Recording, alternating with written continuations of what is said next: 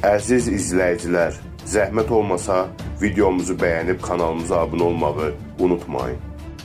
Bugünkü xəbərimiz Sumqayıtlı qanuni oğru Arif Sumqayıtskinin adına görə olan söhbətdəndir.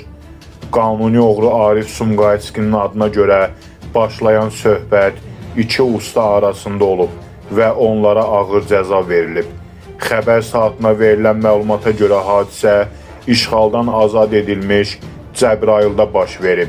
Cəbrayılda inşa edilən orta məktəbin tikintisində fasadçı işləyən Asif iş vaxtı bitdikdən sonra işdən çıxıb evə gedən zaman yoldan keçən maşına əyləşib.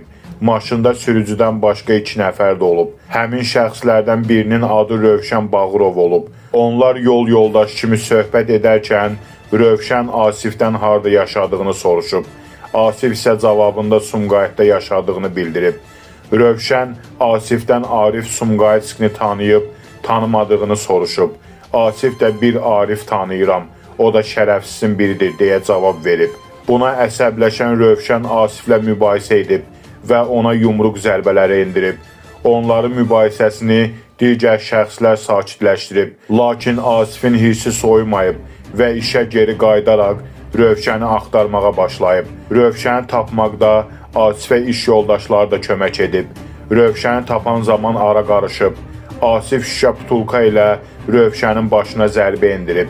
Asifin yanında olan iş yoldaşı Namiq isə taxta parçası ilə Rövşənə zərbələr endirib. Buna görə Asif və Namiq saxlanılıb və onlara 2 ağır maddə ilə cinayət işi açılıb. Onlar xüsusi amansızlıqla qəsdən sağlamlığa ağır zərər vurma və bir qrup şəxs halında qəsdən sağlamlığa ağır zərər vurma maddələri ilə ittiham irəli sürülüb. Bu hadisəyə görə təqsirləndirilən şəxslər özlərini qismən təqsirli biliblər. Deyiblər ki, müstəntiq işi şişirdib. Məhkəmə istintaqı zamanı məlum olub ki, tərəflər arasında barışıq da əldə edilib. Lakin Ağır Cinayətlər Məhkəməsi təqsirləndirilən şəxslər barəsində ağır cəza çıxarıb. Hökmə əsasən Asif 6 il 6 ay müddətinə azadlıqdan məhrum edilib. Namiq isə 6 il müddətinə azadlıqdan məhrum edilib. Kanalımıza abunə olmağı və videolarımızı bəyənməyi unutmayın.